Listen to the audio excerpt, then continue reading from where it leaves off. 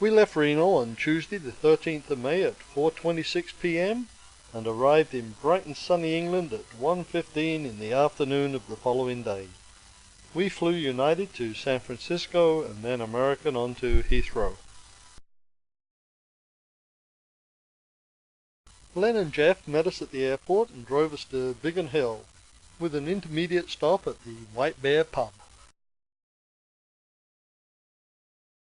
This was our first trip to the White Bear at Pickles Hole, which is surprising as it's only a short distance from where Olive and Lynn live. It's a nice 16th century pub with lots of charm and 2 resident ghosts. Apparently at one time the statue was located in Piccadilly Circus. Thursday was a grocery shopping day for Pat and the bookmakers for Len and me. We broke even. As you can see from this photo, by Friday the weather had changed somewhat.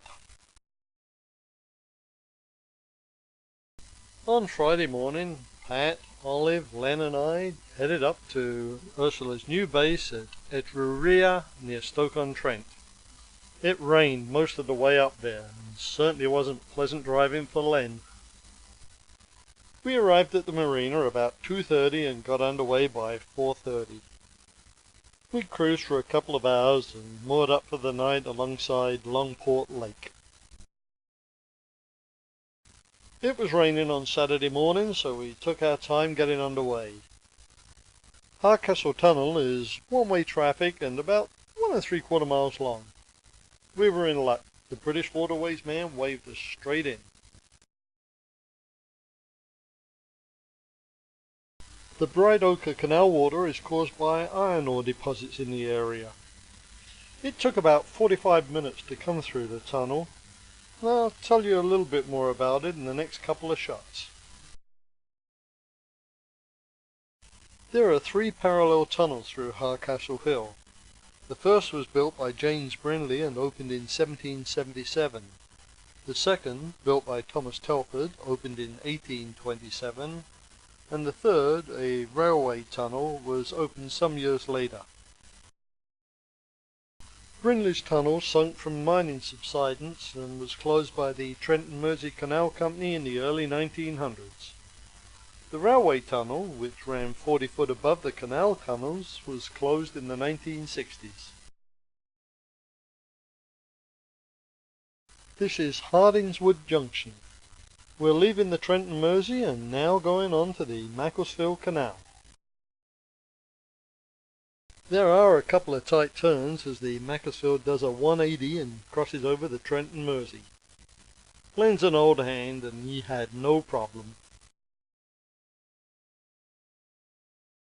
If anyone complained, they had to wear the Mona's hat. Apparently Len had a problem with his 2 aces. Guess who had to wear it next? We moored up for the night near Kent Green, where friends Graham and Lynn joined us for dinner at the Rising Sun. We all had excellent meals. This is one of the Mac's interesting snake bridges. It's called Lambert's Lane Bridge and it's located in Congleton. We surprised Graham and Lynn this morning by turning up at their house for Sunday breakfast. Here's a nice shot of Cheshire's countryside. The hill is called the Cloud. It's over 1,000 feet high and there are some remains of ancient earthworks on it. It's so called because it's usually covered by the clouds. Monday the 19th was bright and sunny as we made our way up the Bosley Flight. There are 12 locks within a distance of 1 mile. An interesting feature is they all have a pair of mitre top gates instead of the single gate usually found in narrow locks. Pat takes time out for a morning cocktail as Ursula slowly makes her way up 118 foot to the summit level of the Mac. Here's a nice shot of Olive and Lynn taken about halfway up the flight. Put your back into it, girls. This is the last one, the top lock. It took us a while to get to the top because someone had left the paddle open and one of the pounds was dry. After getting our exercise doing the Bosley flight, we moored up by Lockett's Bridge for a cuppa. These are wild onions, and there was lots of them around, and you could definitely smell them. Pat takes the tiller and heads for Oak Grove. I think Len's telling Pat we're nearly there. We made it to Oak Grove safely and had a pint and some lunch at the Fool's Nook. We're holding up the menus for Ray Ray. She had her first pint here last year. Remember that, Ray Ray? This is the Oak Grove swing bridge. Pat closes the road and works the hydraulics. And Len takes Ursula through. We moored up at Gurnett, or as it's sometimes called, Sutton Aqueduct. This shot was taken at Foden Bank Bridge just beyond the aqueduct. It was time for a photo opportunity. Our bright sunny day turned to heavy rain in the evening, so we had dinner on board. Spaghetti on toast with an egg on top. Tuesday the 20th didn't look good weather-wise, so we decided to stay put. We walked into the village of Sutton and had a lunchtime pint at the Lamb. We had dinner at the impressive Sutton Hall. The meals looked good and tasted good, but Pat was very ill at night and was most likely food poisoning. Wednesday the 20th started off nice and clear. Lynn steered most of the day while Pat and I walked the towpath. This shot was taken at Higher Pointon. The Goit Mill was built in 1905. Most of the time since its closure in 1960, the building lay derelict. Today it's back to life, and it's been subdivided into small business units. We moored up at the beginning of the Bugsworth Arm and walked along the restored but dewarded section to the Navigation Inn for dinner. It rained all day on Thursday. We spent most of it on board playing cards.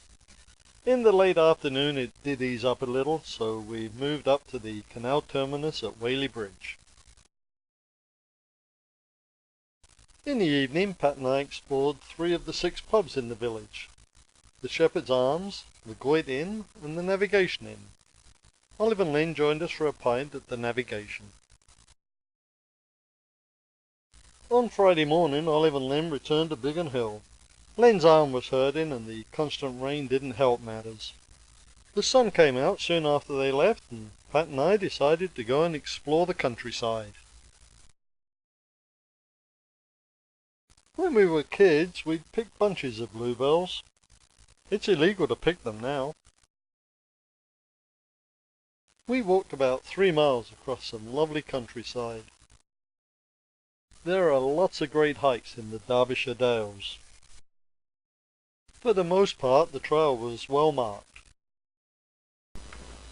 Although now and again, Pat wasn't sure we were going the right way.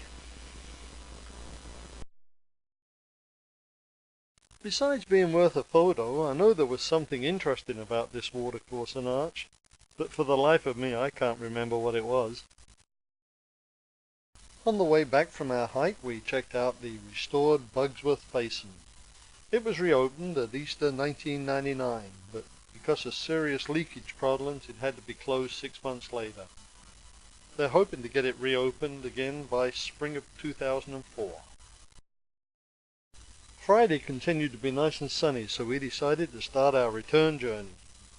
We moored up just beyond Hilltop Bridge, that's number 20, and had great views of the Goit Valley and surrounding hills from our hatch. While I was gone on a short walk, Pat had lots of excitement. This moorhen was attacked by a duck. Pat thought it had been killed, so she pulled it out of the canal and laid it on the front deck.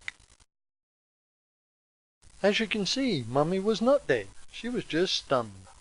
Here she is back with her baby. We got an early start on Saturday morning. This is Marple Junction, where the Macclesfield meets the Peak Forest. This is not a lock. I believe it's a weighing station where they determine the toll the barges had to pay to the Macclesfield Canal Company based on the boat's draft. We arrived at Higher Pointon around 9:30, and Graham and Lynn joined us for the weekend. We drove over to Chirk Marina to check out the paint job on their boat, Benjamin. As you can see, it's very nicely done. After we got back from Chirk, we decided to retrace our steps and cruise back up to Whaley Bridge. Graham takes the tiller and gets us back on the Upper Peak Forest, and has no problem making the turn. We had a pleasant cruise back up to Whaley Bridge. I think Graham and I had 1 or 2 scotches on the way, maybe more. On Sunday morning, Graham was not feeling very well. We walked up to the basin and had a lunchtime pint at the navigation. They were getting ready for a local event. I'll tell you about that in a minute. No, we really didn't do the cooking. Every year the locals put on a fun event in the basin. This year it was the Bugsworth Basin Congleton obstacle race. Even though they were doused with water balloons from above, they all made it across. It was a fun afternoon. Monday was nice and sunny as we made our way back for the second time. This is Carr's Swing Bridge near Furnace Vale. Hey guys, it's Narrowboat Ursula back again. They're just checking to make sure we're okay. It looks like Mum has fully recovered. We had a picnic breakfast on the towpath overlooking the Goyt Valley. This is the same spot we moored at in 1993 when we had a towpath dinner with Olive and Len. We moored up early in the day at Higher Pointon. Graham and Lynn left us around 2:30, and then we went for a stroll across Lime Park. We had some guests arrive for dinner. Aren't the baby goslings cute? On Tuesday morning we walked into Poynton to find my long-lost relatives, Harry and Betty Brinnand. The last time I saw Harry was in the mid-1940s when I went to Uncle Willie's house in Lancaster. I remember playing with Harry's train set. He still has it. After catching up on quite a bit of family history, they treated us to a nice lunch in a local restaurant. It was a very enjoyable reunion. I'm certainly glad we found them. These cheeky ducklings were hitching a ride on some floating reeds. Just before Macclesfield there was a terrible noise from the engine compartment. The plumber's clamp across the prop shaft had come completely loose, and I had a nice oily trip down the bilge area to fix it. Wednesday was another sunny day. We're cruising by Ramsdell Hall near Kent Green. I just had to take a shot of this boat for Jacob. Eeyore is one of his favourite toys. It was just beyond here that we moored up for the night and had another nice dinner at the Rising Sun. Graham stopped by on his way home from work and joined us for a pint. Thursday, our last full day on Ursula. We had to wait an hour or so to get into Hardcastle Tunnel and then cruise down to the potteries near our marina at Etruria. Our friends Michael and Wendy joined us for a short cruise on Thursday evening. After a lousy dinner at the Packhorse pub, they checked into the Moat Hotel. We first met Michael and Wendy on Virgin Gorda in the British Virgin Islands. On Friday morning we returned Ursula to the marina and went through the usual turnover procedures. Before heading up to Scotland we met Michael and Wendy at the Moat Inn for breakfast.